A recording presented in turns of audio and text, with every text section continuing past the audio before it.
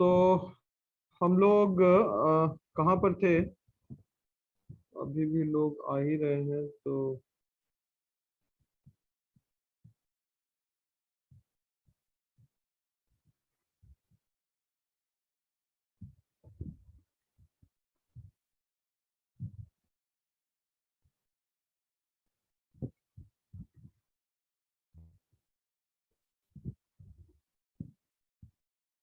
हम लोग कहाँ पर थे? कुछ है याद? कवरिंग मार्केट रिस्क में सर थे शायद हम लोग। Covering the transaction exposure. Hmm.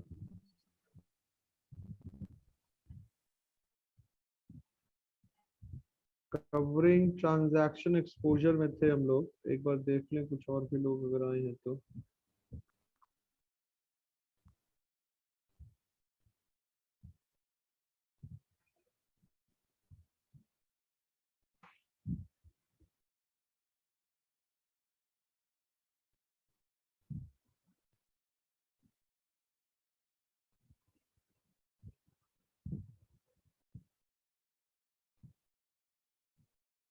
Covering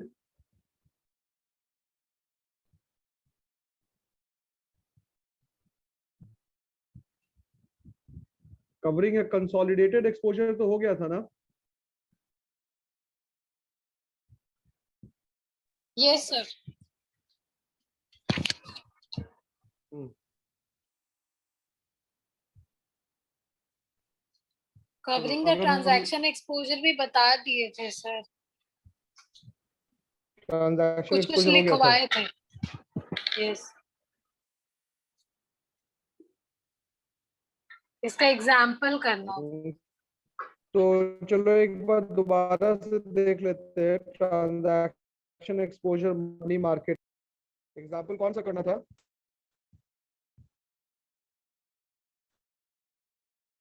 example कौन सा वाला था? 8.4 था क्या? तो यस सर, यस सर, 8.4 था। Yes sir. चलो ठीक है। क्या कह रहा है? Let us take the example of 8.1। तो 8.1 में एग्जांपल में था कि जर्मनी में एक एक्सपोर्टर बैठा हुआ था और वो कहाँ के एक्सपोर्टर, वो कहाँ पे माल भेज रहा था? 8.1 का एग्जांपल देखो।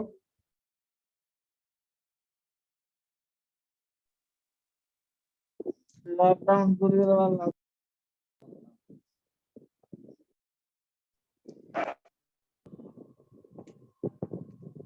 मेरी आवाज आ रही है? यस मेरी सर। आवाज आ यस सर। मेरी आवाज आ रही है? Suppose a German exporter Hartmann sells some machinery to an American company for which he would receive payment of $1 million। यानी कि जो दो जो दो मतलब पार्टी है, एक जर्मनी का है और दूसरा अमेरिका का है। तो अब यहाँ पर ध्यान दीजिएगा, उसी एग्जाम्पल को यहाँ पे कोट कर रहा है ये। उसी एग्जाम्पल को यहाँ पर ये कोट करते हुए आगे की बात हम लोग कर रहे हैं कि इसमें क्या कह रहा है कि let us take an example of 8.1 of the German exporter Hartmann who wants to cover himself against a probable depreciation of US dollar। He can do the following। वो क्या क्या कर सकता है? वो फॉलोइंग काम कर सकता है। अब आप देखिए, ये एक बार मैं दोबारा से सिनेरियो आप लोगों के साथ शेयर करूं, सुनना ध्यान से। जर्मनी का एक्सपोर्टर वो अमेरिका में बैठे हुए किसी व्यापारी को माल भेज रहा है। तो अमेरिका में जो बैठा हुआ व्यापारी है वो इंपोर्टर हो गया, जर्मनी में जो बैठा हुआ व्यापारी है वो एक्सपोर्टर हो गया। अब जो जर्मनी वाला जो एक्सपोर्टर है, जब उसने अमेरिका को माल भेजा तो वो अमेरिकन इंपोर्टर से माल मतलब डॉलर में पैसा रिसीव करेगा। कौन रिसीव करेगा? जर्मन एक्सपोर्टर रिसीव करेगा। अब जैसे ही वो डॉलर में पैसा रिसीव करेगा तो पॉसिबिलिटी ये बनती है कि जब वो 3 महीने के बाद, 2 महीने के बाद, जब भी फ्यूचर में उसको पैसा मिले, हो सकता है उसका पैसा क्या हो जाए? डॉलर डिप्रिशिएट कर जाए। तो जब डॉलर डिप्रिशिएट करेगा तो उसको होगा, तो उस नुकसान से वो अपने आप को बचाने के लिए क्या करता है? वो अपने आप को बचाने के लिए फॉलोइंग काम कर सकता है मनी मार्केट में। क्या क्या काम कर सकता है? बोरो यूएस डॉलर फॉर 3 मंथ्स, वो 3 महीने के लिए यूएस डॉलर को बोरो कर सकता है। दूसरा, convert these dollars into Deutsche mark on the spot, spot में वो कन्वर्ट कर सकता है, क्योंकि आपको याद होगा, अगर आपने एग्जाम्पल पहले पढ़ा होगा, ध्यान में होगा, तो स्पॉट रेट ज्यादा था। डिप्रिशिएट होने का मतलब फ्यूचर का जो रेट है वो कम हो जाएगा, प्रेजेंट का रेट ज्यादा है, तो वो अभी इमीडिएट बेसिस पे डॉलर को डॉशे मार्क में कन्वर्ट कर लेगा, तो उसको नुकसान कम होगा। तीसरा, वो क्या कर सकता है? Plan the mark, place the mark in German money market, मतलब जर्मनी के मनी मार्केट में वो डॉशे मार्क को लगा सकता है ताकि उसको इंटरेस्ट मिले, और जो यूएस डॉलर में डिप्रिसिएशन है, उस डिप्रिसिएशन से उस मनी मार्केट में जो पैसा लगाएगा, जो इन्वेस्ट करेगा, उससे जो इंटरेस्ट मिलेगा उसको वो एडजस्ट कर सकता है। ये भी उपाय है। और चौथा उपाय उसके पास क्या है? Reimburse the loan taken in dollar with interest after 3 months. खैर एनीवेज, हम लोग अब आगे बढ़ते हैं। Suppose the 3 month rate of interest are, Germany में 5% पर एनम है और यूएस में 6% पर एनम है।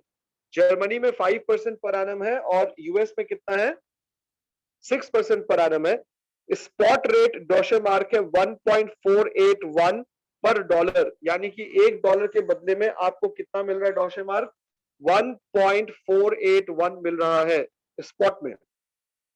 Borrowing dollars should be such that, वो डॉलर को कुछ इस तरीके से बोरो करेगा कि उसको कुछ एडवांटेजेस हो।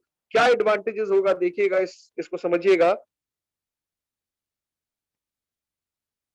1 प्लस इतना इंटू 3/12 इज इक्वल टू इतना। ये देखिए, ये जो यहां पे कैलकुलेट किया गया है 1 प्लस 0.06, 1 मतलब ये जो 1 को प्लस किया, ये 0.06 क्या हुआ? 0.06 क्या हुआ? हेलो, मेरी आवाज आ रही है क्या? Yes sir. Yes sir. 0.06 कैसे आया है? How this 0.06 has been arrived at?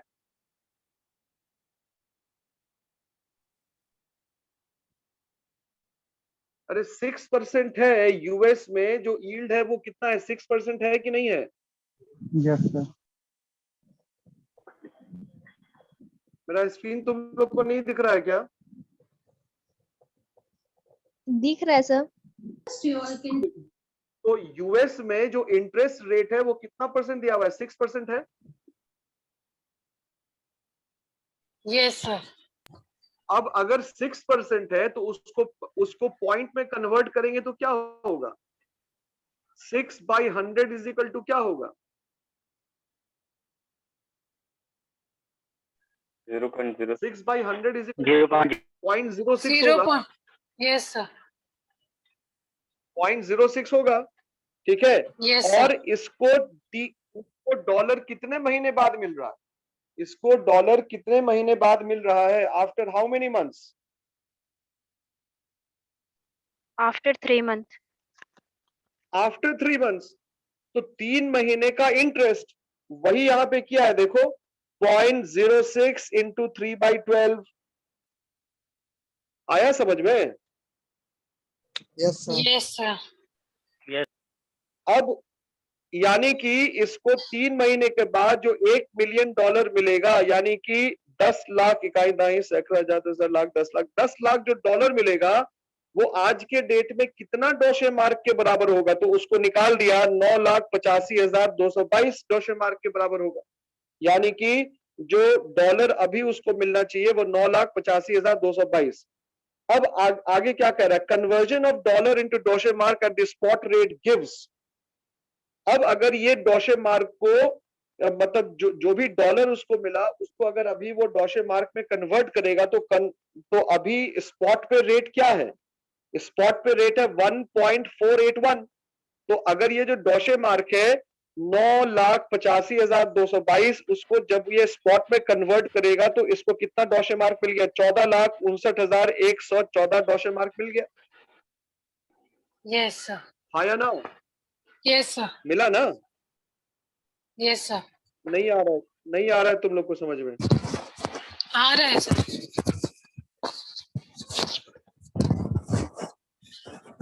ठीक है, अब अगर हम लोग आगे बढ़ते हैं,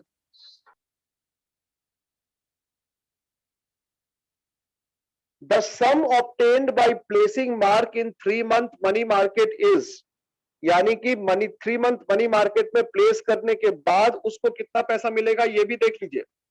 अब आप पूछेंगे मनी मार्केट में, अब उसी तरीके से यहाँ पे 0.05 दिया हुआ है, ये 0.05 कैसे दिया हुआ है? 0.05 कैसे दिया हुआ है? क्योंकि जर्मनी में आप देखिए सर ऊपर में 5% 5 है, by 100 करके। 5% पर एनम है सर। 5/100 करके करेंगे, ठीक है। यस तो सर। अब अगर ये जर्मनी के मनी मार्केट में पैसा लगाएगा तो इसको कितना मिलेगा, कितना जर्मन मार्क मिलेगा? ये आप देखिए 1.48, मतलब 14 लाख। ये वाला जो पैसा आया यहां से 14,59,114 डॉशे मार्क, जब उसको वो 3 month के लिए 5% के हिसाब से लगाएगा तो उसको कितना पैसा मिल जाएगा? देखिए 14,77,363 मिलेगा, 14,77,363। अब इन दोनों का जो डिफरेंस होगा, यहाँ पे 14,59,114 और यहाँ पे 14,77,363, इन दोनों का जो डिफरेंस होगा वो उसका फायदा होगा। अब आप देखिए, the sum received from the client in dollar at the end of 3 month is equal to $1 million. This is used to refund the loan taken in dollar. Thus the cost of covering in the money market is, money market में cover करने का cost कितना हो गया? 10 lakh into 1.481 minus ये जो Germany में जो हम लोगों को लगा, तो इन दोनों का जो डिफरेंस हो गया यानी कि 3,647 मार्क, ये इसका फायदा। देखो इसका बेसिक पर्पस क्या है, कॉन्सेप्ट को समझो। इसका कॉन्सेप्ट जो ये कह रहा है, इसके कॉन्सेप्ट में चीजें बहुत सिंपल है, और चीजों को अगर मैं समझाऊं तो आप देखिए what it is trying to से।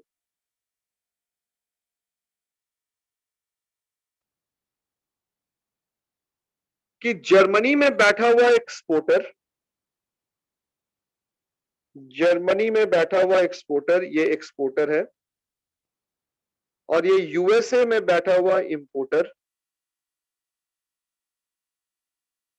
आफ्टर जो 3 months का टाइम फ्रेम होगा, 3 months के टाइम फ्रेम के बाद ये इसको 1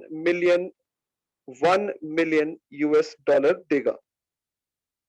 ठीक है, अभी स्पॉट रेट क्या चल रहा है? जो स्पॉट रेट चल रहा है, अगर आप ध्यान दीजिएगा, स्पॉट रेट चल रहा है 1.481। ठीक है, ये पर यूएस डॉलर चल रहा है, ये डीएम है यानी कि डॉशे मार्क है। एक यूएस डॉलर का अभी स्पॉट पे रेट चल रहा है 1.481 डॉशे मार्क। अब ये एक्सपोर्टर को डर किस बात का है? एक्सपोर्टर को डर इस बात का है कि जो 3 महीने के बाद उसको पैसा मिलेगा, बहुत मुमकिन है कि वो अगर यूएस डॉलर डिप्रिशिएट कर जाए तो उसको नुकसान होगा। तो इस नुकसान की भरपाई करने के लिए वो क्या करेगा? देखिए बहुत सिंपल सा उपाय है। उस नुकसान की भरपाई कर, अब अभी आप देखिए यूएस में जो इंटरेस्ट रेट चल रहा है वो 6% पर एनम चल रहा है, और जर्मनी में जो मनी मार्केट है, उस मनी मार्केट में जो रेट चल रहा है दैट इज 5% पर एनम। अब एकदम कॉमन सेंस यूज करना है। तो ये जो जर्मनी में बैठा हुआ एक्सपोर्टर है वो थोड़ा दिमाग लगा रहा है, और उसने कहा कि भाई हम लोग बोरो कर लेंगे, जर्मनी के बैंक में ही जाएंगे और जर्मनी से डॉलर को बोरो करेंगे। सुनना ध्यान से, जर्मनी के बैंक से ही डॉलर को अभी बोरो करेंगे। अभी जो बोरो करेंगे, उस जैसे ही आप बोरो करेंगे तो borrowing of US dollar from any German bank,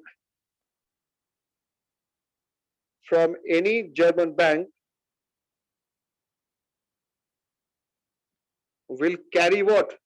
Will carry interest? Yes or no? Yes sir. Yes sir. अब ये बड़ी समझदारी से काम करेगा। ये क्या करेगा कि इसने अभी डॉलर परचेज कर लिया, $1 मिलियन अभी इसने जर्मनी के किसी भी बैंक से परचेज मतलब बोरो कर लिया।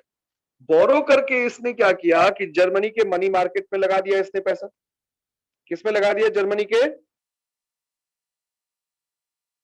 मनी मार्केट में लगा दिया मनी इसने मार्केट। पैसा। अब जैसे ही Yes, sir. जर्मनी के मनी मार्केट में पैसा लगाएगा तो $1 मिलियन जो इसने बोरो किया है उस पे इसको 5% के हिसाब से इंटरेस्ट मिलने लगेगा 3 महीने के लिए, क्योंकि 3 महीने के बाद इसको पैसा मिलेगा। इसने जो लोन लिया, इसने लोन कितने महीने के लिए लिया है? For the period of 3 months. अब जैसे ही तीसरे महीने के अंत में यूएस में बैठा हुआ इंपोर्टर इसको पैसा लौटा देगा तो ये क्या करेगा?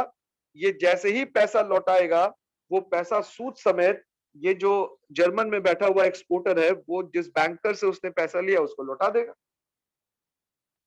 Getting the point?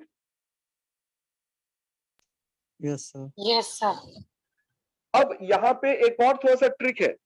ट्रिक क्या है कि इसने जो $1 मिलियन बोरो किया, $1 मिलियन को जो इसने बोरो किया, इसने अभी स्पॉट पे इसको तुरंत कन्वर्ट कर दिया। किसमें? इसको स्पॉट पे इसने कन्वर्ट कर दिया डॉशे मार्क। और अभी $1 बराबर इसको कितना मिल जाएगा? 1.481 डॉशे मार्क मिल जाएगा। अब 1 मिलियन का जो भी पैसा इसने कन्वर्ट किया डॉशे मार्क पे उसको उसने मनी मार्केट में लगा के पैसा कमा लिया। और जब जब 3 महीने के बाद ये जो यूएस एक्सपोर्टर है जब उसको पैसा वापस करेगा, मतलब जब उसको $1 मिलियन देगा तो उस पैसा सूद समेत ये क्या करेगा? अपने बैंकर को लौटा देगा।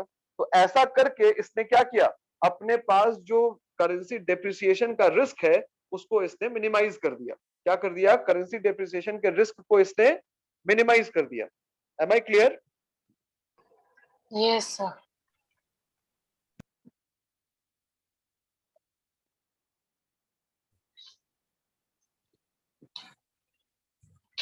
ठीक है।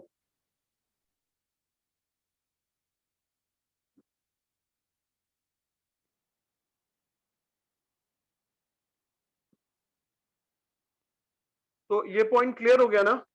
आगे बढ़े हम लोग। Yes, sir.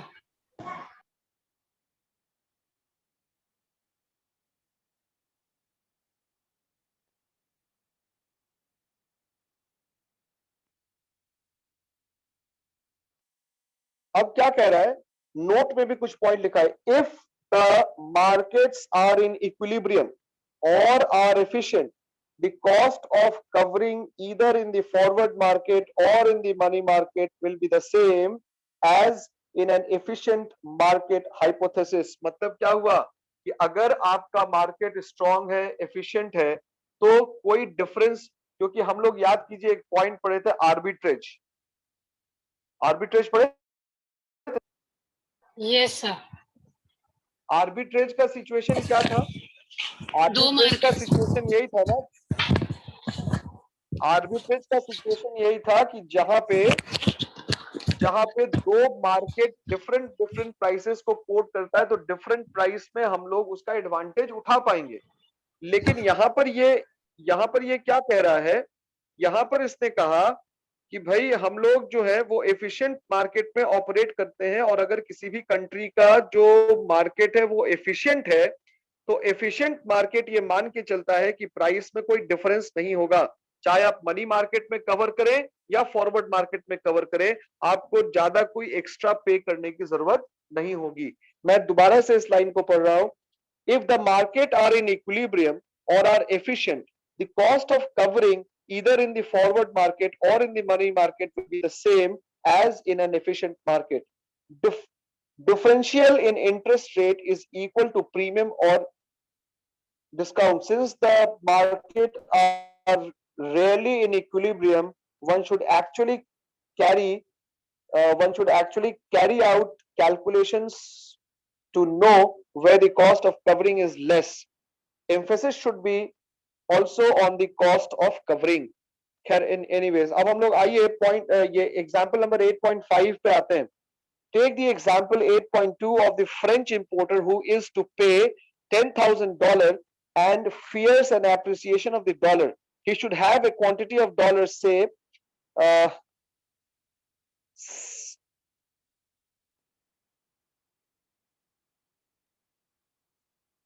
डॉलर का क्वांटिटी तो लिखा हुआ नहीं है। No, sir. Quantity of dollar, quantity of dollar that would become on the due date, the 30-day interest rates are, US में है 6% पर एनम और फ्रेंच फ्रैंक का है 8% पर एनम। उसका ठीक अपोजिट केस हो जाएगा। यहाँ पे इंपोर्टर के पॉइंट ऑफ व्यू से देखना है, इंपोर्टर जो है वो करेंसी एप्रिसिएशन से फियर कर रहा है, तो जब वो करेंसी एप्रिसिएशन से फियर करेगा तो वो किस तरीके से काम करेगा।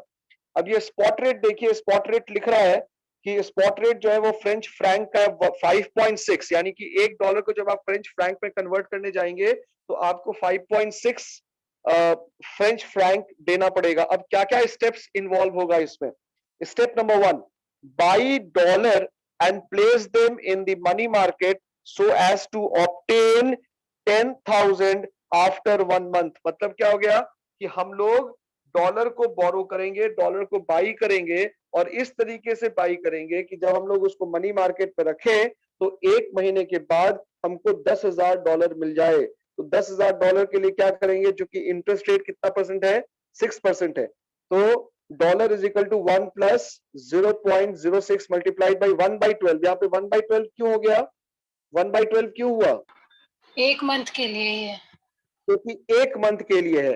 तो आपको 1 मंथ के बाद 6% इंटरेस्ट अगर आपको चाहिए और $10,000 चाहिए तो आपका डॉलर का वैल्यू कितना हो जाएगा, देखिए 9,950। कितना हो जाएगा, 9,950। कितना हो जाएगा, 9,950 डॉलर का वैल्यू हो जाएगा इतना। अब क्या कह रहा है दूसरा step, to buy these dollars borrow from the spot market is sum of French franc equal to 55,720 कैसे है, क्योंकि 9,950 हमको डॉलर चाहिए और स्पॉट में रेट कितना है, स्पॉट में रेट है 5.6। तो स्पॉट को ये जो रिक्वायर्ड अमाउंट हमने निकाला उससे मल्टीप्लाई कर देंगे, तो इतना हम लोगों को डॉलर बाई करना पड़ेगा। नेक्स्ट क्या कह रहा है, refund the loan in French Frank after 30 days by paying इतना, यानी कि इतना हम लोगों को दे देना है, लेकिन इसमें 8% का इंटरेस्ट है। फ्रेंच फ्रैंक पे ऊपर में देखिए कोने में लिखा हुआ है, फ्रेंच फ्रैंक पे 8% इंटरेस्ट पर एनम देना है। तो इतना को 8% 12 मंथ के बाद यानी कि 56,092 फ्रैंक्स आपको पे करना पड़ेगा।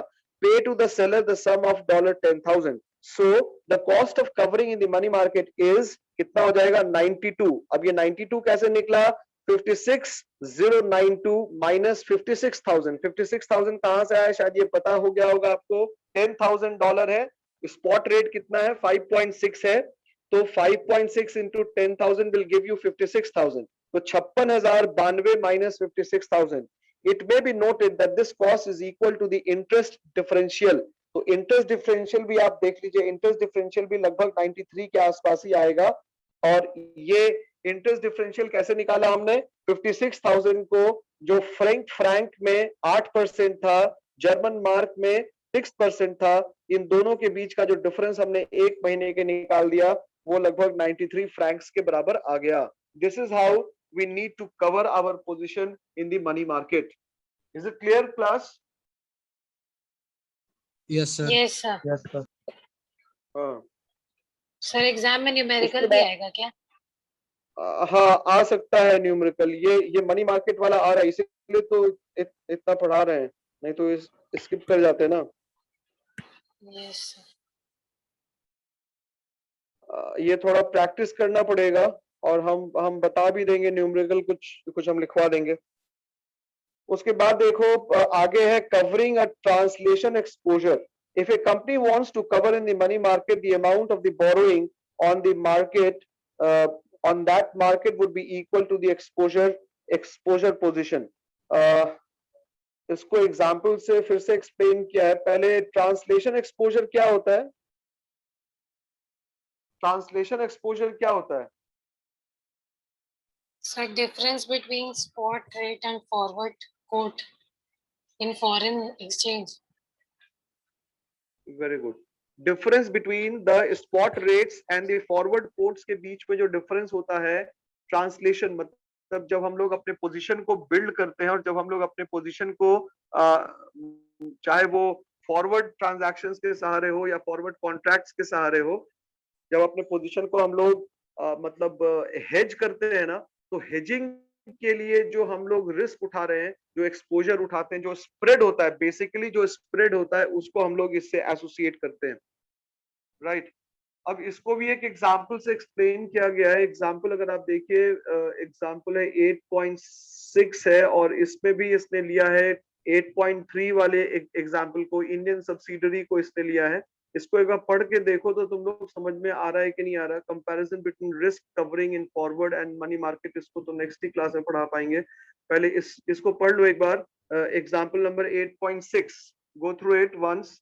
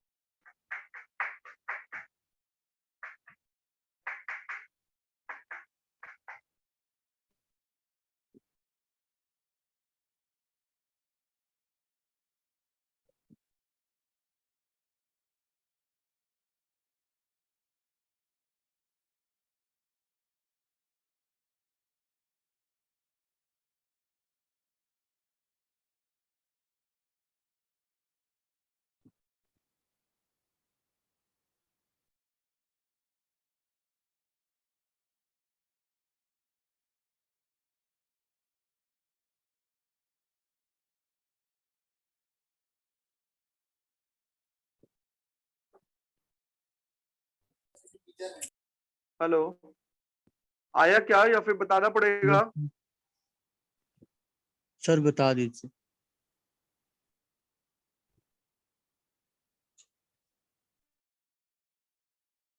थोड़ा डिफिकल्ट है नहीं? देखिए क्या कह रहा है. Taking example of 8.3 of the Indian subsidiary of A French multinational. ठीक है, तो फ्रेंच मल्टीनेशनल क्या हो गया? फ्रेंच मल्टीनेशनल पेरेंट कंपनी हो गई और उसकी जो इंडियन सब्सिडरी इंडिया में काम कर रही है, मतलब जो इंडियन कंपनी हो गई उसकी वो सब्सिडरी कंपनी हो गई. The following operations will have to be done. We assume that interest rates are 12% on Indian rupee and 8% on French franc. Clear है? ये वाला लाइन क्लियर है? इंडिया में इंटरेस्ट रेट कितना है?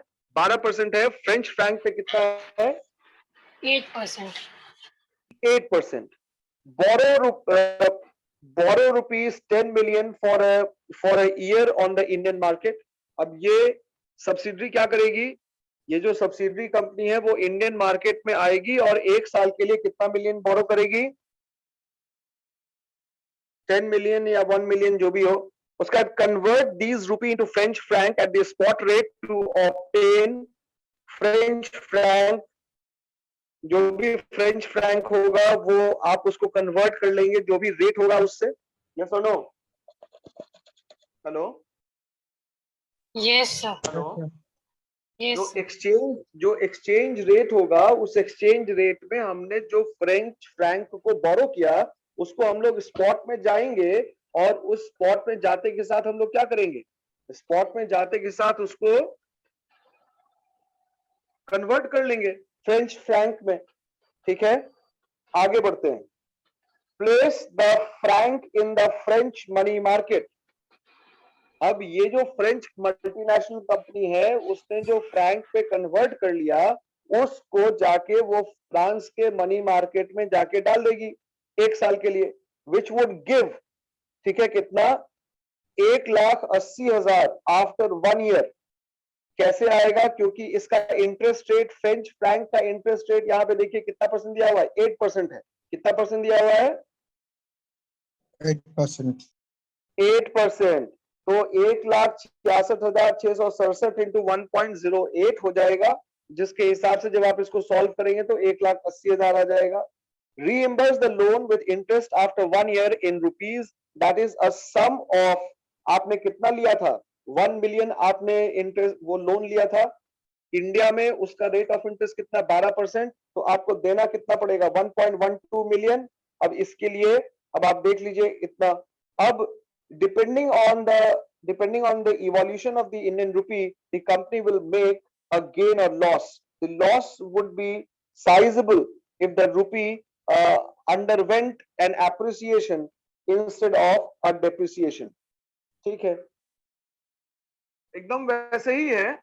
देखिए सिंपल सा कॉन्सेप्ट ये है, अगर आपको पोजीशन को हेज करना है तो जो एक्सपोर्टर या इंपोर्टर अपने अपोजिट वाले कंट्री से जाएगा, पैसा बोरो करेगा, अपने होम कंट्री में लेके आएगा, उसको लोकल करेंसी में कन्वर्ट करेगा, कन्वर्ट करने के बाद उसको मनी मार्केट में लगा देगा, मनी मार्केट में जो लगाएगा उससे जो वो कमाएगा, अब 1 साल के बाद या जो भी ड्यू टाइम फ्रेम है, उस टाइम फ्रेम के बाद जो भी उसको पैसा मिले, जिस भी देश से उसने बोरो किया, वहां का जो रेट ऑफ इंटरेस्ट होगा वो रेट ऑफ इंटरेस्ट वो चुका दे, बात खत्म हो गया। तो इस तरीके से हम लोगों को कवरिंग का काम करना पड़ेगा। क्लियर है? Yes sir. Yes, sir.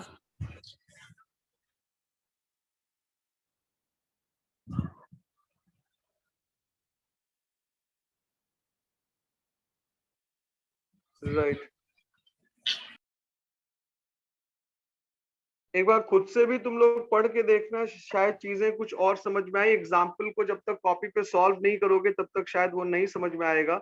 Solve it step by step by step करके दिया गया है, उसको सॉल्व करके देखना, कैलकुलेट करके देखना, you will come to the answer. ऐसे केवल बता देने से नहीं होगा, right? You need to solve it on pen and paper. Example देखना स्टेप बाय स्टेप, एकदम सिंपल है कॉन्सेप्ट। पहले लोन बोरो करो, जितना तुमको पैसा मिलने वाला है उतना बोरो करो, उतना उस करेंसी में बोरो करो, फिर अपने देश में लेके आओ। अपने देश में लाने के बाद उसको होम करेंसी में जो स्पॉट रेट है उस पर कन्वर्ट कर लीजिए। कन्वर्जन के बाद जो होम करेंसी आया उसको अपने ही लोकल मार्केट के मनी मार्केट में जाके लगा दीजिए, आपको इंटरेस्ट मिलेगा, आपको पैसा मिल गया। अब क्या होगा कि 1 साल के बाद जब आपको वहां से पैसा मिला, जहां से आपको पैसा मिलना था, जो भी फॉरेन करेंसी मिलनी थी वो आप ले लीजिए, प्लस जो आपका रेट ऑफ इंटरेस्ट होगा आप उसमें लगा के जहां से आपने बोरो किया आप उसको लौटा दीजिए। जो डिफरेंशियल अमाउंट हो जाएगा, जो भी कन्वर्जन का जो डिफरेंस अमाउंट होगा वो आपका प्रॉफिट होगा, मतलब वो आपका कवरिंग कॉस्ट होगा, प्रॉफिट नहीं होगा, कवरिंग कॉस्ट होगा। कवरिंग कॉस्ट कहने का मतलब कि आपने जो लॉस था, जो रिस्क था, उसको आपने कवर कर लिया उतना देखिए। अगर वो भी आप खर्च नहीं करना चाहते तो हो सकता है रिस्क टैंटामाउंट हो जाता, रिस्क बहुत ज्यादा हो जाता, मतलब एक एक्सेसिव रिस्क हो जाता, राइट? Yes, sir. कुछ बोलना है? Roll number 52 51